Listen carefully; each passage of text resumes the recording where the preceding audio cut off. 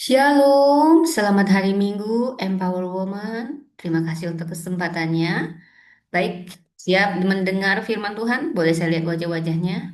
Ya, shalom juga teman-teman yang ada di YouTube saya dan juga yang ikut lewat Zoom. Tuhan memberkati. Baik saudara, siapkan hati Anda, kita akan mendengarkan firman Tuhan. Mari kita bersatu dalam doa. Bapa Surgawi, terima kasih untuk hari yang luar biasa ini semua karena berkat-Mu kami bisa berkumpul di sini.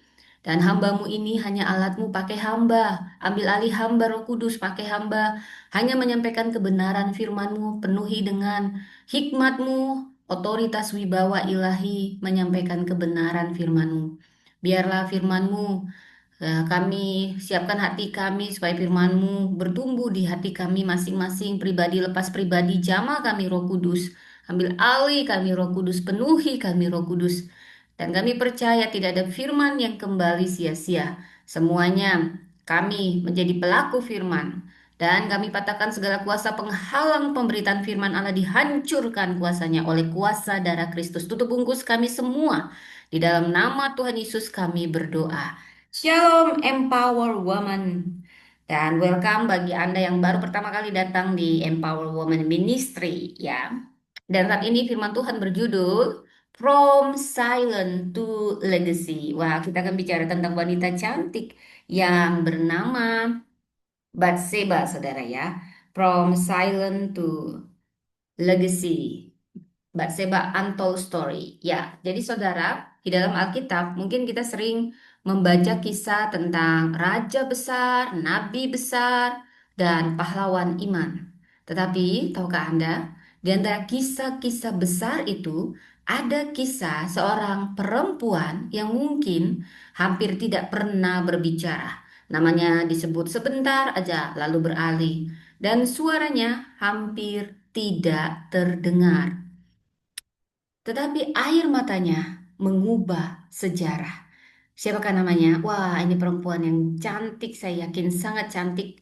Dan saya yakin cantik hatinya, cantik rupanya, dan juga air matanya itu didengar oleh Tuhan. Namanya Batseba. Pasti kita akan teringat dengan kisah perselingkuhan Raja Daud dan kisah kejatuhan Raja Daud. Ya, betul sekali, Batseba. Wanita yang diintip Raja Daud saat mandi. Ironisnya, kita tahu apa yang dikatakan raja, kita tahu apa yang dikatakan nabi, kita tahu bahkan apa yang dikatakan musuh Israel. Tetapi kita hampir tidak pernah tahu apa yang dikatakan Batseba. Karena tidak pernah dipaparkan, saudara. Semua seakan-akan ya pada saat itu memang perempuan kelas 2 dan perempuan tidak bersuara. Tapi dia ada, saudara. Dan justru disitulah keindahan teologi Alkitab ketika saya mempelajarinya, saudara. Karena Alkitab berani menulis kisah manusia apa adanya. Saya senang dengan Alkitab. Daud dinyatakan dengan segala kelemahannya, tapi selalu ada pemulihan di situ. Ada kasih karunia Tuhan di situ. Dan Alkitab ini juga tidak menutup pintu penebusan. Itu yang saya kagum. Begitu jujur. Dan saudaraku, hari ini kita merenungkan satu pertanyaan besar. Bisakah Tuhan memulihkan suara yang pernah dibungkam oleh kuasa? Coba saya lihat dulu wajahnya. Apakah wajah Anda wajah-wajah yang suaranya dibungkam? Wow, di sini semua empower woman wajahnya ceria ya. Pada botok semuanya ya. Semuanya pada merawat kecantikan. Ya, tapi Batseba cantik, tapi suaranya pernah dibungkam, saudara. Apakah Anda sadar atau tidak? Ada banyak Alkitab, di Alkitab perempuan-perempuan yang dibungkam dan suaranya dipulihkan Tuhan. Dan salah satunya Batseba. Nah, dan di sini kita akan membahas kisahnya. Apakah di sini ada Batseba dalam konteks yang berbeda? Saya berdoa. Firman ini bukan suatu kebetulan. Anda hadir bukan suatu kebetulan. Anda mendengar ini secara online bukan suatu kebetulan. Dan kisah Batseba menjawab dengan jelas, ya Tuhan bisa memulihkan suara siapa saja yang dibungkam, mau laki-laki mau perempuan. Selama Anda ada dalam kebenaran dan Anda diperlakukan tidak adil, Tuhan akan membela Anda saat Anda membawanya kepada Tuhan. Karena ketika manusia menulis tragedi, Tuhan masih menulis penebusan. Saya ulang, Saat yang ada tragedi ini, tragedi itu, bawa itu semua kepada Tuhan. Tuhan masih menulis penebusan. Mari kita mulai perjalanan ini, saudara. Ya, from silent to legacy, Bathsheba, a voice of God restore. Jadi kisah ini adalah perjalanan dari diam, saudara. Nah, saya tadi, oh ini masih yang ini dulu ya, saudara ya. Ya. Ini kisah perjalanan dari diam menuju warisan, legacy, warisan. Dari luka menuju sejarah keselamatan. Dari perempuan yang tidak bersuara menuju ibu seorang raja. Dalam bahasa teologinya, ini adalah perjalanan dari silent menuju legacy. From silent to legacy. Dari dibungkam sampai membuat warisan. Wow, Alkitab mencatat kisah ini kita bisa baca nanti di 2 Samuel 11 sampai 2 Samuel 12. Tapi tahukah Anda, gema kisahnya bahkan sampai ke Injil Matius pasal 1. Wow, nanti kita akan gali. Saya senang sekali menggali Alkitab ya, selalu ada benang merah luar biasa yang tertulis ya dan amin, jujur, tapi juga bukan hanya sekedar jujur, tapi ada pemulihan. Tuhan itu maha baik, saudara. Daud memperanakan Salomo dari istri Uria. Tidak dikatakan Batseba, istri Uria. Ini kalimat singkat, saudara, tapi ini mengandung banyak rema dan ada banyak eh, pewahyuan yang Tuhan nyatakan. Perhatikan, nama Batseba bahkan tidak disebut, tapi disebut sebagai apa? Istri Uria. Kenapa nggak dibilang Batseba, istri Uria? Kan boleh juga ya. Kenapa hanya istri Uria? Karena Alkitab sedang menguak dan itu dikuak di yang namanya bahasa Bataknya Tarombo, tapi di silsilah seorang juru selamat dikuak ada istri Uria, bukan dibilang istri Daud, walau pada akhirnya istri Daud. Selain karena Tuhan sedang membuka ada luka sejarah terjadinya ini, Tuhan juga sedang menghormati Uria yang mungkin dibunuh tanpa dia pernah sadar, dibunuh dalam kesetiaannya sebagai prajurit Daud. Alkitab tidak pernah menutupi luka sejarah, tapi dari luka itu lahir garis Mesias. Sejarah manusia mungkin menuliskan skandal, tetapi Tuhan menuliskan penebusan. Saudara, saya ingin membawa Anda, bayangkan ada lukisan tua yang sudah rusak. Bahkan orang langsung buang, apalagi kalau saya bersih-bersih, saudara ya, yang udah rusak-rusak saya buang langsung. Namun saudara, ini perbedaannya. Kalau dia seorang ahli restorasi yang suka memperbaiki, dia bisa melihat setiap potensi di balik kerusakan. Dan inilah yang dilakukan seorang ahli restorasi. Lukisan yang sudah usang, sudah rusak, justru dibersihkan, diperbaiki. Dan tahukah Anda seringkali setelah dipulihkan, lukisan itu harganya akan lebih mahal. Misalnya dulu, bahkan sebelum rusak harganya kita buat 500.000. Setelah rusak mau dibuang, ahli restorasi melihatnya, dia perbaiki. Bukan hanya harga baru sebelum rusak, tapi harganya bisa double-double, saudara. Karena sebenarnya kreativitas bagi seorang ahli restorasi, disitulah keindahannya. Dia bisa melihat keunikan, bahkan bukan hanya melihat potensi, tapi bagaimana membuatnya menjadi maksimal, bahkan lebih dari sebelumnya. Lukisan itu malah lebih mahal, bukan hanya harganya 500.000, bisa 5 juta, saudara. Karena sudah ada tangan ahli yang menempahnya. Tahukah Anda? Anda suka atau tidak, sadar atau tidak, itulah cara Tuhan bekerja pada setiap orang. Bayangkan, bukankah banyak kesaksian kita dengar, dia dulu narkoba, pada saat dia waktu baik-baik belum jatuh pada narkoba, ya hidupnya baik. Tapi setelah dia jatuh dari narkoba dan ditangkap oleh Tuhan, hidupnya jauh lebih baik daripada sebelumnya, saudara. Tapi saya nggak bilang ya kalau gitu kita jatuh dulu dalam dosa. Tidak, baguslah. Karena memang kalau jatuh dalam dosa ada konsekuensi. Tapi percayalah Anda rusak atau tidak rusak, Tuhan selalu ingin membuat kita maksimal. Jadi jangan salah tangkap ya saudara. Dan sebelum kita melihat pemulihan itu, kita harus paham tragedinya. Bagaimana Tuhan mengubah tragedi jadi penebusan saudara. Wow, kita akan melihat luar biasanya Tuhan kita. Nah, kita pahami dulu tragedinya. What happens when a voice is silent by power? God saw her. Tuhan melihat Batseba. The untold story of Batseba. Ini pertanyaan sejarah manusia. Sepanjang sejarah, kuasa sering melakukan dua hal. Dia memerintah, tetapi juga membungkam. Bukankah itu di mana-mana terjadi? Memerintah, tapi juga membungkam. Mau di istana, mau di politik, mau di organisasi, bahkan di rumah tangga ini sering, saudara. Sadar atau tidak? Di keluarga ini sering ada yang dibungkam, ya ada yang memerintah, ada yang dibungkam, saudara.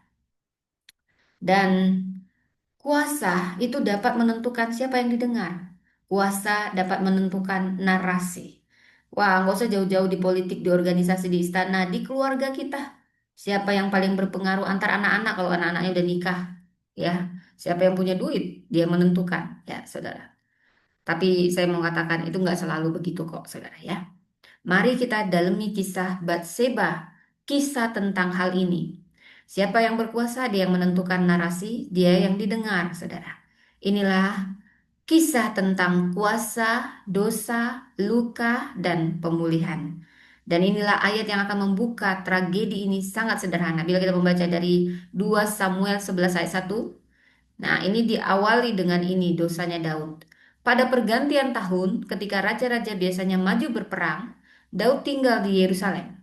Kalimat ini kelihatannya kecil, saudara, tetapi sebenarnya sangat teologis. Kenapa?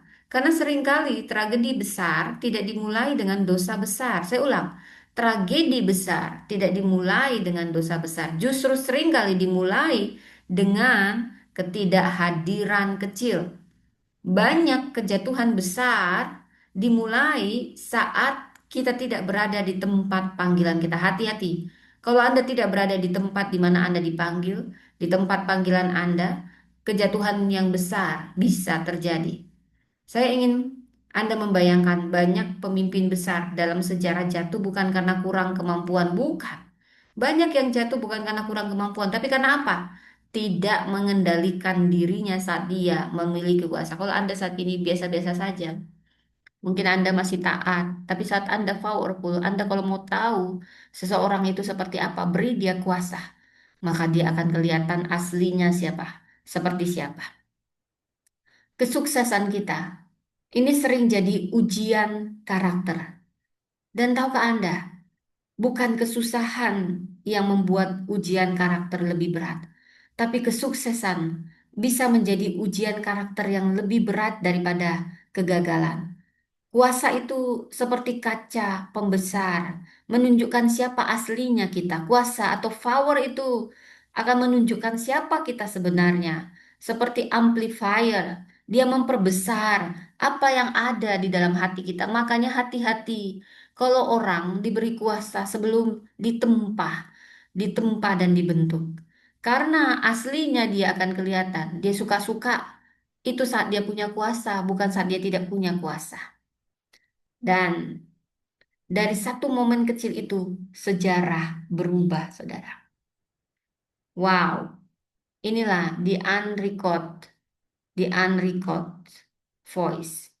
Inilah salah satu ya silent ya.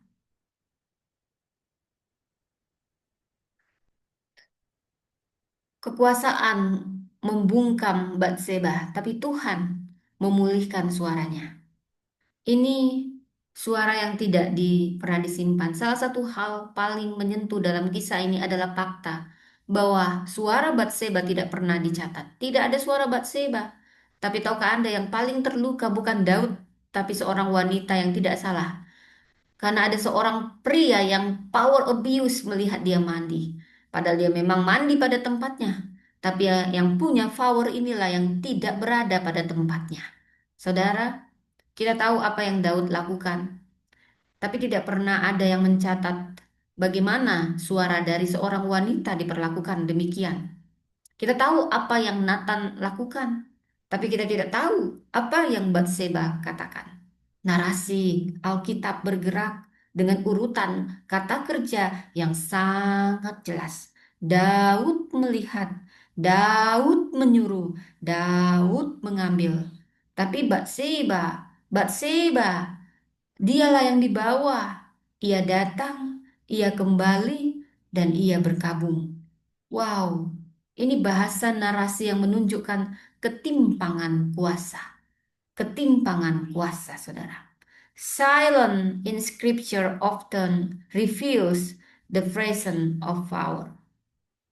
Saudara, seringkali saat seseorang tidak berbicara dalam sebuah cerita, bukan karena dia tidak punya perasaan, tetapi karena dia tidak memiliki ruang untuk bersuara. Wow, inilah perempuan-perempuan yang dibungkam dengan kekuasaan. Dia bisa loh ngomong si Batseba, Daud, Raja Daud, kenapa kau bunuh suamiku? Raja Daud, banyak istrimu. Kenapa aku ini istri prajuritmu? Kau undang-undang untuk kau tiduri. Apakah tidak ada perempuan lain yang bisa kau tiduri? Bisa dia ngomong dia, apalagi kalau dia kayak aku ya, saudara ya, kritis gitu ya. Jadi, tapi bukan karena dia nggak punya perasaan, tapi dia tidak punya ruang. Saudara, ini saya teringat pada Hagar, saudara. Bila kita membaca Hagar dalam Kejadian 16, dia diusir, dia tidak memiliki kuasa, tapi Tuhan menemukannya di padang gurun. Engkaulah Allah yang melihat aku. Karena ketika manusia tidak mendengar, Tuhan tetap melihat. Dan kemudian tragedi itu, saudara, kalau Anda mau lihat, dan tragedi itu dan tragedi itu mencapai puncaknya, saudara. Dia tidak memiliki kuasa, tapi Tuhan menemukannya di padang gurun. Hagar ditemukan bukan di istana, tapi di padang gurun. Bukan saat dia happy-happy, tapi di titik terendah. Bukan dia yang cari Tuhan, Tuhan yang cari dia. Wow, baik sekali Tuhan itu. Dan saya percaya Tuhan juga memperhatikan Batseba. Sementara orang semua fokus pada Daud. Tidak ada yang fokus pada Batseba. Nggak ada yang peduli sama Batseba. Hanya peduli pada Daud, membuli Batseba. Penggoda kamu, penggoda. Wanita penggoda. Nah, semua yang salahin wanita. Ya kan? Padahal yang salah juga pria. Ya, dia yang salah tempat. Wanitanya mandi, yang disalahkan mandi. Ya tuh. Karena ketika manusia tidak mendengar, Tuhan tetap melihat. Saya ulang, ketika manusia tidak mendengar, Tuhan tetap melihat. Dan kemudian tragedi itu mencapai puncaknya. Saudara,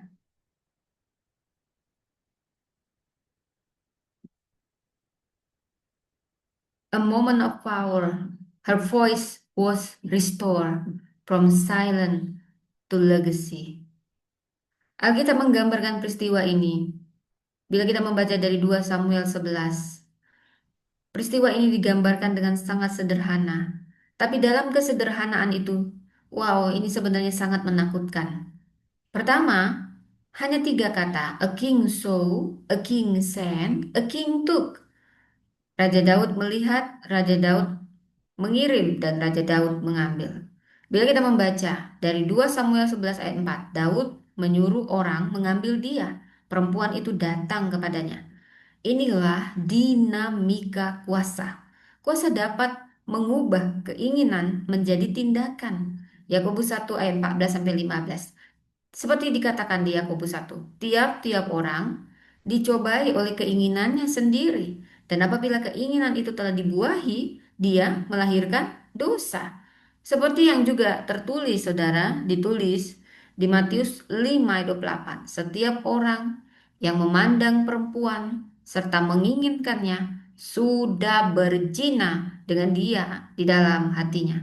Artinya, dosa tidak dimulai di tangan. Dosa itu dimulai di hati. Saya ulang. Dosa tidak dimulai di tangan. Dosa dimulai di hati.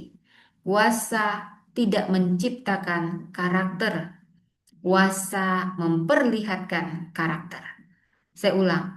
Seseorang akan ketahuan justru saat dia diberi kuasa. Kuasa itu tidak membentuk dia jadi lebih baik karakternya, tapi mengungkapkan seperti apa karakternya. Saudara, saya ingin Anda ingat sejarah.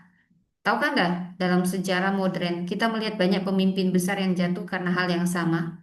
Bukan karena kurang kekuatan, tapi kurang penguasaan diri. Alkitab berkata dalam Amsal 16 ayat 32, orang yang sabar melebihi seorang pahlawan, orang yang menguasai dirinya melebihi orang yang merebut kota. Saudara, tetapi tragedi itu tidak berhenti di sana.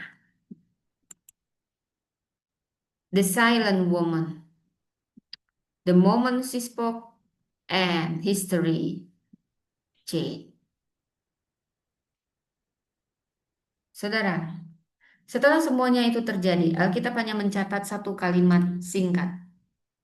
Di 2 Samuel 11 ayat 5, perempuan itu mengandung dua kata dalam bahasa Ibrani. Tapi dua kata ini mengguncang istana. Dan sejak saat itu, dosa mulai menuntut dosa baru. Daud mencoba menutupinya. Ia memanggil Uria. Ia berharap Uria pulang, tetapi Uria menolak. Dan seorang tentara lebih setia kepada Tuhan daripada rajanya. Akhirnya Daud menulis surat kematian Uria dan Uria mati di medan perang. Namun kisah ini ditutup dengan kalimat yang mengguncang. Di 2 Samuel 11 ayat 27. Hal yang dilakukan Daud itu jahat di mata Tuhan.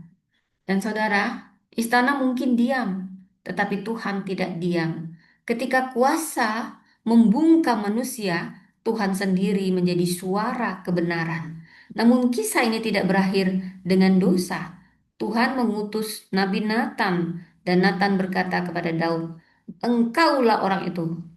Dan puji Tuhan, Daud bertobat. Dari pertobatan Daud inilah lahir Mazmur 51, lahir dari pertobatan Daud. Dan setelah masa duka, Batseba pun melahirkan seorang anak, namanya Salomo. Nama itu berasal dari kata salom, damai. Dan Tuhan mampu menumbuhkan damai bahkan dari tanah luka. Disinilah puncak penebusannya. Hal yang paling luar biasa adalah Batseba tidak hanya menjadi ibu Salomo, ia akhirnya menjadi ratu ibu. Dan dalam tahun terakhir kerajaan Daud, dia memiliki suara penting dalam politik kerajaan. Dan disinilah kita melihat bagaimana suara yang dibungkam dipulihkan Tuhan. Perempuan yang dulu dibungkam akhirnya ikut menentukan masa depan Israel. Dan dari garis keturunan itu lahir Mesias, Yesus Kristus. Dan ironanya Injil ini sangat indah, saudara. Daud berdiri di atap istana, mengambil seorang perempuan. Seperti Yesus, dia tergantung di kayu salib, menyerahkan diri bagi dunia. Daud menggunakan kuasa untuk mengambil, tapi lihat, Yesus menggunakan kuasa untuk menyelamatkan. Saudara, dari kisah Batseba ini, kisah tentang perempuan yang terluka, ini juga mengisahkan tentang nabi yang berani dan Raja Daud yang bertobat. Nah, ini bedanya Daud sama Saul. Daud bertobat dan Allah yang maha baik menebus sejarah yang tercoreng. Di sini ada pesan terbesar dari kisah ini buat kita semua. Kuasa manusia bukanlah kata terakhir. Allah adalah kata terakhir. Kuasa bisa menekan sejarah, bisa menghakimi, manusia bisa salah mengerti, tetapi Tuhan tetap setia. Ia melihat, ia membela, ia memulihkan, saudara. Dan mungkin hari ini ada seseorang yang merasa seperti Batseba, terluka, dibungkam, disalahpahami. Tapi dengar ini, di tangan Tuhan, silent dapat menjadi legacy. Di tangan Tuhan, silent dapat menjadi legacy. Kita jadi dari sini kita melihat, saudara, di dalam Tuhan, sejarah manusia, seperti yang kita lihat ada banyak cerita yang dicatat dengan suara yang keras, suara raja, suara pemenang perang, suara para pemimpin. Tapi tahukah Anda, Di balik sejarah besar itu sering ada suara lain. Suara yang tidak pernah dicatat, suara yang tidak pernah diberi mikrofon, ini mikrofon. Suara yang tenggelam dalam bayang-bayang kekuasaan. Dan hari ini kita akan bicara tentang salah satu suara itu, namanya Batseba. Ayo dibuka Alkitabnya. Kita baca dari 2 Samuel 11 sampai 12. Kita sering melihat kisah ini sebagai kisah dosa Daud. Dan memang benar. Tetapi jika kita baca dengan hati yang peka, kita menemukan yang lain, sesuatu yang lain. Ini juga kisah tentang perempuan yang dibungkam, tentang luka yang tidak terdengar, tetapi Allah yang tidak pernah berhenti mendengar. Dan pada akhirnya saat manusia membungkam suara korban, Tuhan sendiri yang akan menjadi pendengarnya. Dari kisah ini, kita akan melihat perjalanan luar biasa dari keheningan menuju pemulihan, dari luka menuju warisan sejarah keselamatan. Setelah tragedi itu, saudara, Alkitab menceritakan peristiwa demi peristiwa dengan sangat singkat, tetapi ada sesuatu yang tidak dicatat dan di sini terungkap the unseen tears, air mata yang tidak terlihat. The Bible records the event but not her tears. Bayangkan sejenak, Alkitab catat bahwa Batseba dipanggil ke istana. Lalu Batseba kembali ke rumahnya. Dan beberapa waktu kemudian dia mengirim pesan, aku mengandung. 2 Samuel 11 ayat 5. Ada dua kata dalam bahasa Ibrani, tapi dua kata itu mengguncang sebuah kerajaan. Dan perhatikan sesuatu. Alkitab tidak mencatat apakah ia menangis, apakah ia berdoa, apakah ia takut, apakah ia merasa kehilangan martabat. Seolah-olah narasi sejarah hanya mencatat peristiwa, bukan air mata. Tetapi saudara, ketika Alkitab diam, bukan berarti Tuhan tidak mendengar. Not every cry is written in history, but every cry is heard by God. Mungkin tidak semua air mata dicatat di sejarah, tetapi percayalah, setiap air mata kita didengar oleh Tuhan. Dia mengerti bahasa tetesan air mata. Saudara, kabar baiknya Tuhan selalu mendengar tetesan air mata yang mungkin kita nggak bisa ngomong. Kita hanya bisa nangis, saudara. Udah nggak bisa ngomong lagi gitu loh, saudara. Pernah yang seperti itu, saudara? Oh, saya pernah begitu. Sering juga kadang. Ini nampaknya banyak luka gitu, ya, saudara ya. Bukan ya? Ini juga seperti yang terjadi di Hagar yang sudah saya jelaskan. Dia di padang gurun saat Ismail anaknya hampir mati. Gak ada manusia di padang gurun saat itu, saudara. Gak ada saksi. Tapi Alkitab berkata, dikatakan dengan jelas, Allah mendengar suara anak itu. Air mata manusia, saudara. Air mata manusia, ya. Ini mungkin tidak tercatat, tapi air mata kita tidak pernah hilang dari perhatian Tuhan. Saya ingin Anda memahami dalam sejarah ada perempuan yang mengalami hal yang sama. Kalau masih ingat kisahnya ya, saya ini masih SMP atau kuliah atau apa ya. Pokoknya ada sampai namanya Indonesia krisis moneter, Amerika krisis Monica Lewinsky. Itu tahun 2000 kalau nggak salah. Dia bertahun-tahun dikenal dunia hanya melalui skandal politik. Tetapi kemudian dia berkata dalam sebuah wawancara, si Monica Lewinsky, yang paling menyakitkan bukan hanya kesalahan masa lalu, tapi penghinaan publik yang terus berlangsung. Dan kemudian dia menggunakan suaranya untuk berbicara tentang martabat manusia dan tentang pemulihan. Kisah ini mengingatkan kita, kadang dunia hanya mencatat peristiwa, tapi percayalah Tuhan melihat hati yang terluka. Ketika manusia tidak melihat air mata seseorang, Alkitab memperkenalkan kita kepada salah satu nama yang sangat indah. Nama itu muncul dalam kisah seorang perempuan lain. Saudara, God who sees. Jadi, God who sees, dia Allah yang melihat seperti dikatakan di Elroy. God who sees me. Nama ini diberikan oleh Hagar. Perempuan yang dibuang, diperlakukan tidak adil, sendirian di padang gurun. Dan di sana ia berkata, Engkaulah Allah yang melihat aku. Dan nama itu dalam bahasa Ibrani adalah Eroi, Tuhan yang melihat. Saudara, saat Barseba berdiri sendirian di rumahnya setelah tragedi itu, Alkitab tidak mengatakan siapa yang melihatnya, tetapi kita tahu satu hal, Tuhan melihat. Kuasa bisa mengontrol dari narasi publik, tetapi Allah melihat realitas yang tersembunyi. Saudara, dalam dunia politik kuno, raja dianggap memiliki kuasa absolut. Tetapi Alkitab selalu mengingatkan satu hal. Raja mungkin melihat dari istana, tetapi Tuhan melihat dari surga. Mazmur 33 ayat 13 berkata, Tuhan memandang dari surga. Dia melihat semua anak manusia. Perempuan yang lain yang ingin saya bawa adalah kisah dari Tamar dalam 2 Samuel 13. Tamar putri Daud yang diperkosa abangnya sendiri, Amnon. Alkitab berkata Tamar tinggal sunyi di rumah Absalom. Sunyi, tetapi tidak terlihat. Karena Tuhan melihat penderitaan orang-orang yang diabaikan. Namun Tuhan tidak hanya melihat, saudara percayalah. Dia mengajarkan bahwa Tuhan juga mendengar. Saudara, God who hears. Dia Tuhan yang mendengar. Mazmur 34 ayat 18 berkata, The Lord,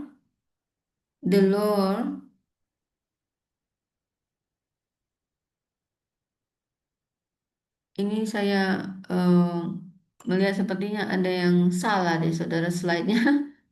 Pantas dari tadi kok saya kayak nggak nyambung gitu ya saudara ya. Ini ada yang salah, saya mohon maaf, nggak apa-apa ya saudara ya. Saya ambil dulu yang benarnya yang mana. Nih kalau bahayanya eh,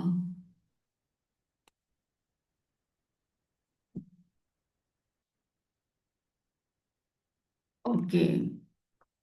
Kita tadi sudah masuk sampai ke 8 ya. Pantesan dari tadi kok nggak nyambung gitu ya saudara ya. Mohon maaf ya saudara ya, nggak apa-apa lah ya. Ya, ini salah salah ini tim saya salah. Saya mohon maaf. Dan jadi seperti yang dikatakan di Mazmur 34 ayat 18, The Lord is close to the broken-hearted. Mazmur ini ditulis oleh Daud sendiri, raja yang menyebabkan luka.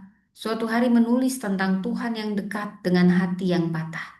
Tuhan itu dekat kepada orang yang patah hati. Kata dekat di sini dalam bahasa Ibrani berarti hadir secara aktif, bukan sekedar mengetahui, tetapi menyertai. Tuhan tidak hanya melihat penderitaan kita, Ia mendekat ke dalamnya. Dan gambaran ini mencapai puncaknya dalam Yesus Kristus.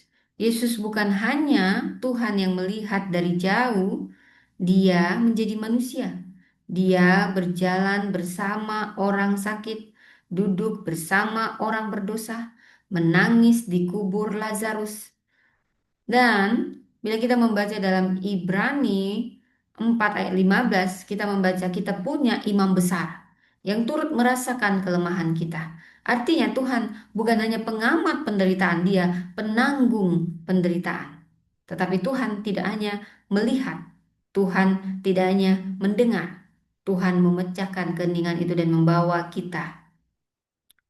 Saudara, nah ini tadi ada yang tidak dengar ya. Saya ulang aja dari sini kali ya. Jadi kalau kita ulang-ulang dulu, ada suara yang tidak didengar ya. Jadi bagaimana ini kisah tentang Barseba? Bagaimana kalau suara dibungkam, tapi ada Tuhan yang merekam semua suara itu. Dan Barseba salah satu suara yang tidak pernah diungkapkan bagaimana suaranya.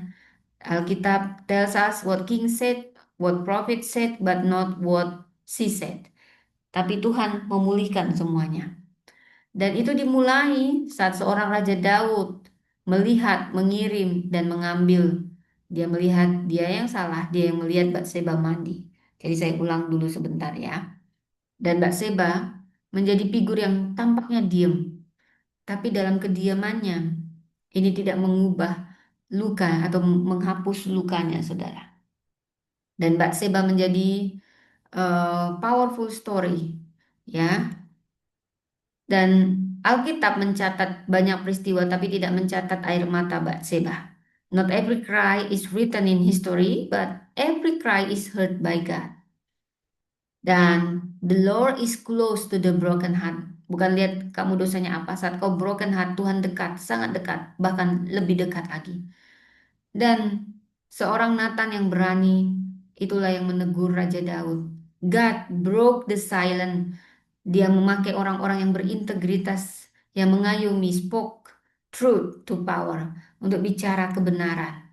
Grace stepped into broken history. God did not abandon the history.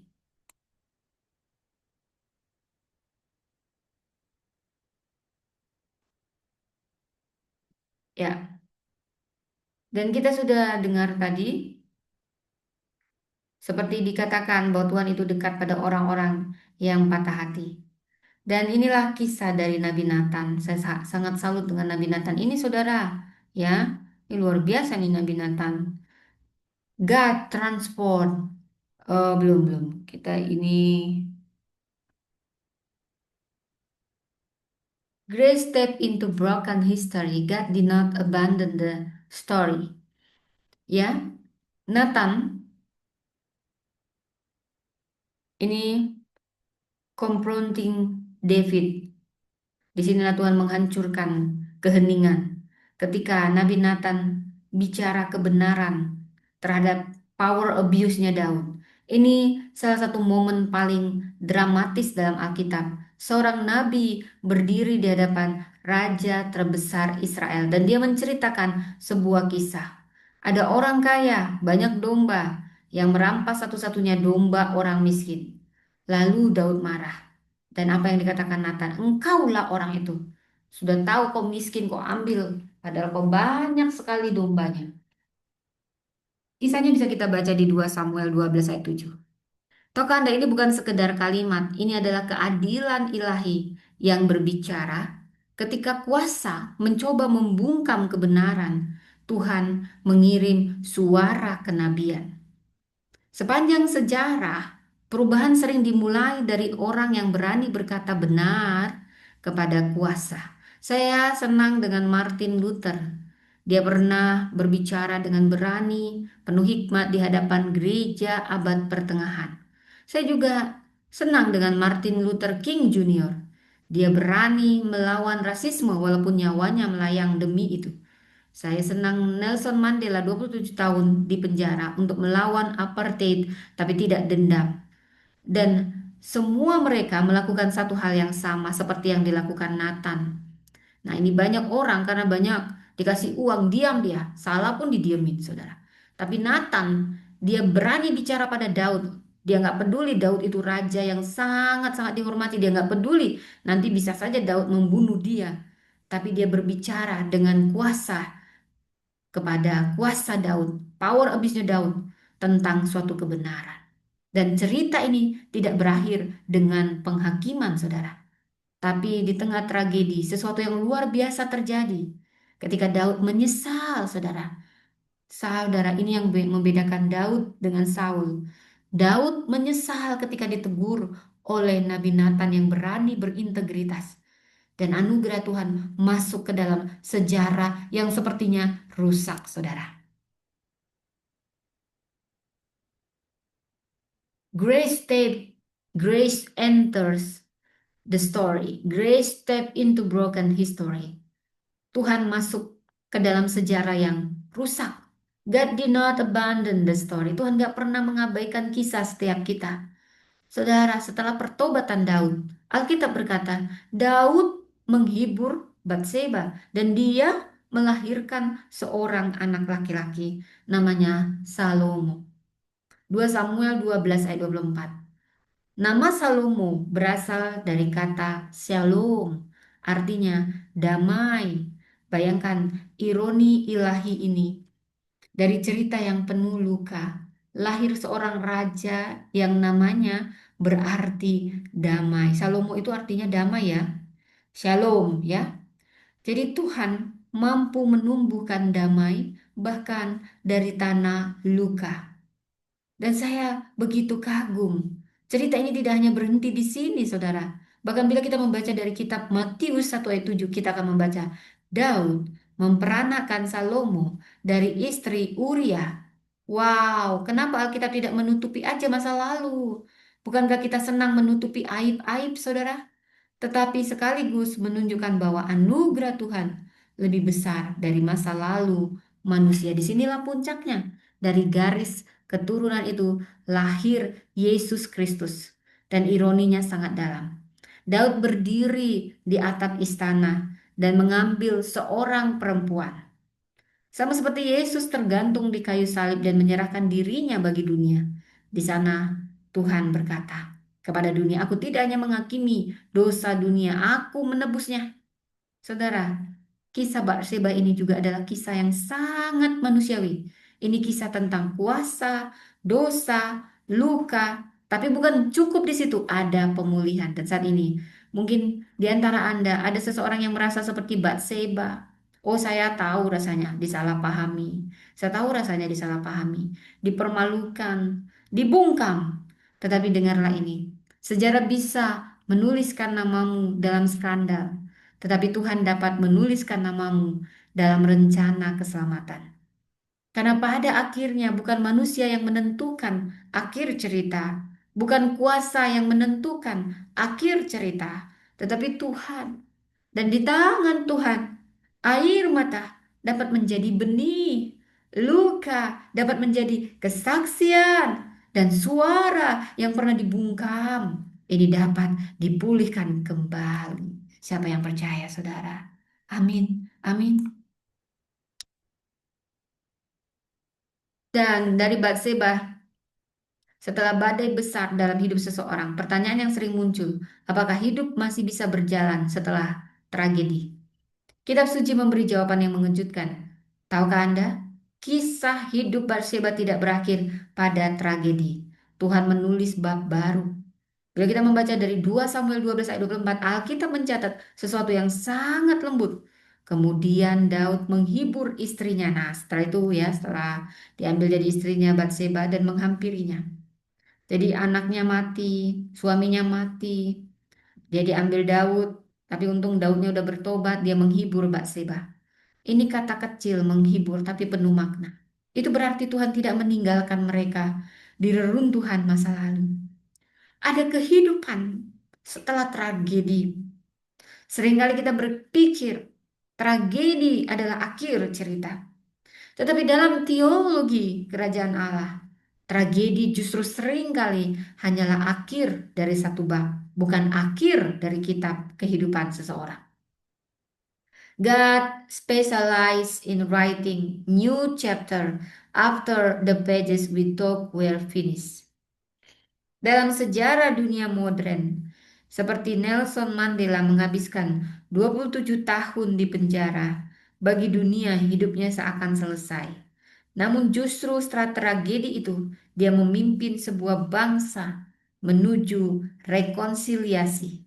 Demikian pula dalam Alkitab Tuhan berkata, "Aku tidak selesai dengan ceritamu." Dan disinilah redemption begins. Saya membuat keramik pecah. Jadi di Jepang ada namanya kintsugi, seni di Jepang. Dia keramik pecah.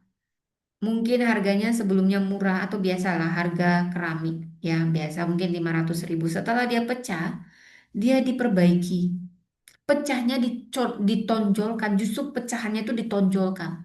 Tapi bedanya dia dipersatukan kembali, tonjolan ditonjolkan dengan memberinya tinta emas. Wow, kalau udah dikasih tinta emas harganya mahal. Retakannya tidak disembunyikan, justru ditonjolkan. Karena retakan itu sekarang menjadi bagian dari keindahan baru. Itulah gambaran yang sangat indah tentang penebusan Allah. Bukan hanya kita direkatkan, tapi kasih karunia Tuhan itu seperti tinta emas, nilainya nggak terkira. Kita yang sudah pecah, remuk, tapi dengan tinta emas sekalipun itu menonjolkan luka-luka kita, tapi harganya sangat mahal. Karena tinta emas yang menonjolkan luka-luka kita itulah yang membuatnya mahal. Itulah gambaran yang sangat indah tentang penebusan Allah. Kita tidak hanya dilihat, tidak hanya dipulihkan, tapi kita dibuatnya begitu mahal untuk diutusnya. Tuhan tidak berpura-pura bahwa luka kita nggak pernah ada. Oh, itu bohong namanya. Tapi Dia memulihkan setiap luka kita, bahkan mengubah luka kita itu untuk kemuliaan. Ayat hafalan saya itu dan favorit saya Roma 8 ayat 28. Ini ayat favorit saya. Allah turut bekerja dalam segala sesuatu mendatangkan kebaikan. Perhatikan kalimat itu. Alkitab tidak berkata semua hal baik, tetapi Tuhan bekerja melalui semuanya, baik kegagalan, kesedihan, bahkan sejarah yang pahit. God does not waste broken pieces. He builds redemption from them. Jadi Tuhan tidak hanya dia tidak membuang hati yang terpecah-pecah, tapi Dia menebusnya dari situ, saudara. Saya mengagumi kisah Yusuf, saudaranya menjual dia sebagai budak, dan akhirnya bila kita lihat dalam Kejadian 50 ayat 20, memang kamu mereka yang jahat terhadap aku, tapi Allah mereka untuk kebaikan. Itu pola besar Alkitab. Manusia merusak, tapi percayalah, Allah menebus. Dan God began rewriting the future. God began rewriting the future, a new future. Saudara, kemudian Alkitab mencatat, saudara, bagaimana Tuhan memulihkan segala sesuatu. Oh, saya senang sekali melihat pemulihan dari Tuhan. Wah, nggak disangka-sangka. Bathsheba bukan siapa-siapa setelah dipulihkan walaupun ada tragedi itu. Tapi setelah badai besar dalam hidup seseorang, percayalah. Pertanyaan yang muncul mungkin, apakah hidup masih bisa berjalan setelah tragedi? Tapi Kitab Suci memberi jawaban yang mengejutkan. Kita lihat hidup Batseba tidak berakhir pada tragedi. Tuhan menulis bab yang baru, bab yang lebih indah, bab yang lebih luar biasa. Bukan berarti ya, kalau gitu aku selingkuh lah kayak Daud nama Batseba, nanti aku seperti jadi Batseba jadi ibu suri. Bukan, ada konsekuensi. Oh, itu Batseba terluka banget ya. Dan ketika Daud sudah menghibur Batseba, saudara, kita bisa melihat bagaimana Batseba tadi, eh, ini kayaknya slide-nya kesalahan ya. Ya, dalam sejarah dunia modern ya, saya sudah ceritakan tadi tentang jadi a new future setelah Tuhan melihat yang rusak, Allah pasti menebus yang rusak. Allah turut bekerja dalam segala sesuatu. Alkitab mencatat sesuatu yang sangat mengejutkan. Dari rahim yang pernah menjadi simbol tragedi, lahir masa depan Israel. Dalam 2 Samuel 12 ayat 24, ini mengatakan dia melahirkan seorang anak laki-laki dan menamainya Salomo. Nama Salomo berarti damai. Bayangkan ironi ilahi itu. Dari kisah yang penuh konflik, Tuhan menghadirkan damai. Dan inilah pola Injil. Tuhan sering melahirkan masa depan yang indah dari masa lalu yang gelap. Saya ulang. Tuhan sering melahirkan masa depan yang indah dari masa lalu yang gelap. The place where history was broken can become the place where God births destiny. Seringkali orang berpikir masa depan ditentukan oleh masa lalu. Tapi dalam kerajaan Allah, masa depan ditentukan oleh anugerah. Kita melihat ini dalam kehidupan banyak tokoh dunia. Tokoh besar sering lahir dari masa kecil yang sulit. Karena Tuhan selalu punya cara unik. Dia selalu mengubah setiap luka menjadi panggilan. Dan disinilah bagaimana Batseba yang terluka menjadi ibu raja. A legacy is born. Kita sampai pada titik yang sangat kuat. Bayangkan perempuan yang dulu dibungkam gak ada suaranya. Dibungkam oleh kekuasaan. Dari rahimnya lahir raja terbesar Israel, Salomo. Jadi raja yang membangun bait Allah. Banyak kan istrinya si Daud, banyak kan anaknya. Kenapa mesti dari Batseba? Bahkan sampai dibuat lukanya. Karena Tuhan menebus semua luka itu. Tuhan mendengar semua air mata itu. Dan kita sering lupa fakta penting di balik tahta. Selalu ada ibu. Batseba lah yang bicara pada raja-raja. Bila kita membaca dalam satu Raja-Raja 2 ayat 19, kita membaca raja bangkit menyambut ibunya dan sujud kepadanya. Ini luar biasa. Namun sebelumnya juga saya mengingatkan, pernah Batseba berkata kepada Daud ketika anak Daud yang lain ingin menjadi raja. Batseba berkata kepada Daud, mengingatkan janji Daud. Saudara, dan di Raja-Raja 2, satu Raja-Raja 2 ayat 19, Salomo sangat menghormati ibunya dan sujud kepadanya. Seorang raja besar sujud kepada perempuan yang pernah dibungkam, yang nggak dianggap, yang dianggap pelakor, pelakor, penggoda. Dan raja besar sujud di hadapan kakinya. Seorang raja besar berdiri menghormati ibunya. Ibunya yang dulu dijolimi, ibunya yang dulu dianggap wanita penggoda, perempuan yang gak punya suara. Sekarang justru punya pengaruh di istana. Dia yang mengingatkan Daud tentang Salomo. Artinya apa? God can move a person from silent to influence. Siapakah Anda yang saat ini mungkin gak dianggap, mungkin gak pernah diperhitungkan? Bahwa itu pada Tuhan. Tuhan bisa mengubah orang dari yang dibungkam menjadi sangat berpengaruh. Inilah transformasi ilahi. Siapa yang mau mengalami transformasi ilahi dalam hidupnya? Dari trauma ke pemulihan, dari diam ke pengaruh, dari luka ke warisan. Oh, saya bisa melihat, bisa melihat wajah-wajahnya, saudara. Dan disinilah part of God's story. Kita tiba pada klimaks teologis dari kisah ini. Ketika Injil Matius membuka perjanjian baru, dia memulainya dengan silsilah Mesias. Di dalam daftar kita menemukan satu nama yang mengejutkan. Matius 1 ayat 6 berkata, Daud memperanakkan Salomo dari istri Uria. Perempuan itu adalah Batseba. Dia telah menjadi bagian dari garis keturunan. Bayangkan seorang perempuan yang ceritanya pernah dipenuhi luka menjadi bagian dari sejarah. Wow, ini luar biasa, saudara. Sejarah keselamatan dunia lagi. Inilah pesan Injil yang sangat dalam. Tuhan tidak hanya memulihkan hidup, Tuhan memasukkan hidup yang dipulihkan ke dalam rencananya yang kekal. Grace does not erase the past. It redeems it and weaves it into God's greater story. Saudara mungkin ada di ruangan ini yang merasa hidupnya pernah dipatahkan oleh sejarah. Mungkin ada luka yang tidak tercatat dalam buku manapun. Mungkin ada banyak air mata yang tidak terlihat, tetapi seperti air mata yang tidak dicatat Alkitab, air mata Barseba. Tetapi ingatlah, Tuhan kita tetap sama. Dia Tuhan yang melihat air mata Barseba, Tuhan yang melihat air mata Hagar. Dia juga akan melihat air mata kita semua, saudara. Dan seperti dia mengutus Nathan bicara pada Daud, dia juga akan mengutus seseorang untuk bicara kebenaran. Apapun yang dibungkam dari sama. Tuhan yang sama seperti dia yang memulihkan Batseba, dia Tuhan yang sama yang akan memulihkan setiap kita, siapapun kita yang mendengar pesan ini.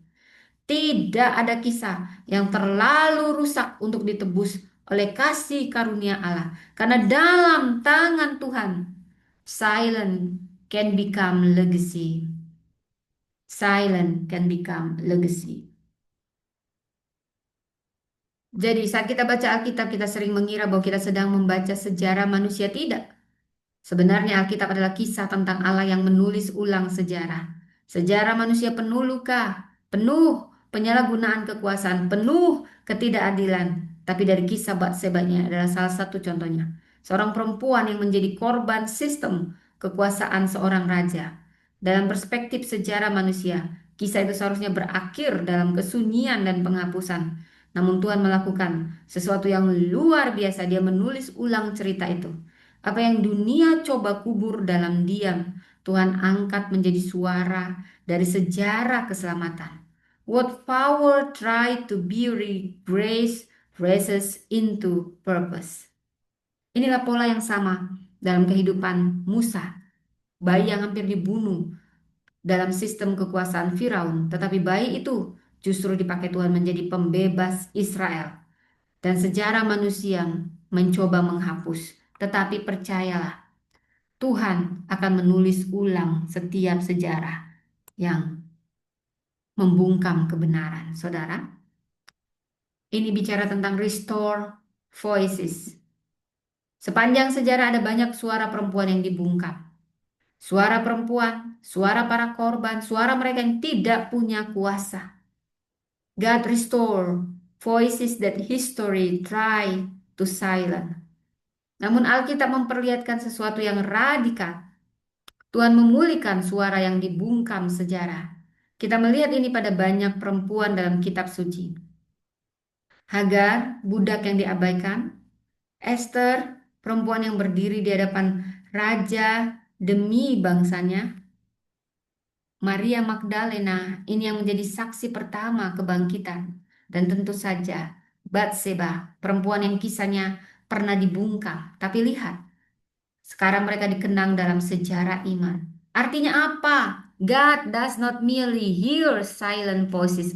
He restore them. Tuhan tidak hanya sekedar dengar suara kita yang dibungkam. Percayalah Tuhan akan memulihkan itu. Dalam dunia modern, saya ingin Anda paham. Seperti tokoh Malala Yousafzai yang pernah ditembak karena bicara tentang pendidikan bagi perempuan. Tapi suara yang ingin dibungkam itu justru menjadi suara global yang mengingatkan kita saat kebenaran dibungkam, Tuhan seringkali memperbesar gema suara itu.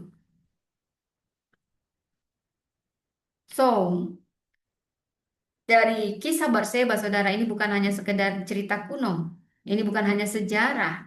Ini adalah cermin bagi kita hari ini. Bahkan sampai hari ini masih ada perempuan yang disalahpahami. Masih ada korban-korban yang tidak dipercaya dan suara mereka diabaikan. Tetapi Injil memberi pesan yang sangat jelas bahwa Tuhan tetap bekerja. Dari Mazmur 147 ayat 3 berkata, Dia menyembuhkan orang-orang yang patah hati dan membalut luka-luka mereka. Perhatikan kata itu. Membalut luka artinya apa? Tuhan tidak mengabaikan rasa sakit. Dia menyentuh rasa sakit kita dengan kasih karunia. The Bible is not only a record of the past. It is a mirror for our present. Saudara, saya sedang ya sebentar lagi akan diterbitkan suara yang Tuhan pulihkan. Jadi kisah ini seperti mengingatkan kita bahwa sejarah iman bukan hanya tentang raja dan nabi, tapi tentang suara yang dipulihkan. Karena itu, ini karya refleksi teologis yang saya tulis, suara yang Tuhan pulihkan bukan sekedar kumpulan cerita. Ini perjalanan spiritual tentang bagaimana Tuhan mengangkat yang tertindas, bagaimana Tuhan memulihkan yang terluka, dan bagaimana Tuhan memberi suara bagi yang dibungkam. Dalam Alkitab kita melihat pola yang sama berulang kali. Tuhan memilih orang yang tidak diperhitungkan. Seperti yang ditulis di 1 Korintus 1 ayat 7. Apa yang bodoh bagi dunia dipilih Allah memalukan orang-orang yang berhikmat. Grace specializes in restoring what the world overlook. Jadi sekarang kita sampai pada deklarasi terakhir perjalanan ini. Dari diam menuju warisan, from silent to legacy. Dari kisah Batseba yang dimulai dengan kesunyian, pembungkaman, tidak ada pembela, tidak ada catatan air mata luka yang dalam dari seorang perempuan yang diperlakukan tidak adil. Saudara, namun kisah itu tidak berakhir di sana. Karena Tuhan melakukan sesuatu yang hanya bisa dilakukan oleh kasih karunia-Nya. Dia mengubah silent menjadi legacy, from silent to legacy. Pembungkaman ke warisan. Dan perempuan yang dulu tidak memiliki suara menjadi bagian dari garis keturunan, yaitu Mesias Yesus Kristus. Inilah Injil. Tuhan tidak hanya menyelamatkan manusia, Dia menebus sejarah manusia. Where the world imposed silence, God writes legacy. Saudara yang dikasih Tuhan, mungkin ada di antara saudara yang datang hari ini dengan cerita yang terasa seperti pembungkaman, kesunyian yang panjang, cerita yang tidak pernah didengar, cerita yang pernah dilukai oleh kekuasaan, oleh sistem. Mungkin Anda korban kuasa, korban sistem. Tetapi ingat ini, kisah Alkitab ini memberi kita harapan. Tuhan kita sama dari dulu sampai sekarang, sampai selamanya. Dia Tuhan yang sama yang melihat setiap air mata. Seperti air mata Hagar. Dan Tuhan juga yang memulihkan dan melihat air mata Batseba dan memulihkan hidupnya. Karena Tuhan kita, Tuhan yang menebus sejarah melalui Yesus Kristus. Dia Tuhan yang sama hari ini. Dan mungkin hari ini Tuhan ingin mengatakan kepadamu, cerita hidupmu belum selesai. Karena dalam tangan Tuhan, pembungkaman silent can become legacy. Tuhan memberkati. Mari kita berdoa. Terima kasih Tuhan untuk kisah ini. Siapapun kami yang terluka, kami percaya Kau bukan hanya sekedar melihat, tapi memulihkan dan mengutus kami. Luka-luka kami bawa ke dalam tangan-Mu. Siapapun saat ini, saudara, angkat tangan-Mu. Mungkin kau terluka, Tuhan sembuhkan yang terluka hatinya. Tuhan, kami percaya Kau melihat setiap air mata kami yang tidak bisa menyampaikan, tapi Kau mengerti tetesan air mata. Biar Kau balut setiap luka-luka yang ada di tempat ini. Para pemimpin perempuanmu yang terluka mungkin di keluarganya dimanapun, Tuhan pulihkan. Dan biar itu menjadi panggung kesaksian. Di dalam nama Tuhan Yesus kami berdoa. Amin. Baik saudara yang ada di Zoom, yang ada di YouTube, dan juga yang hadir saat ini, para Empower Woman, kita jumpa minggu depan. Tuhan memberkati.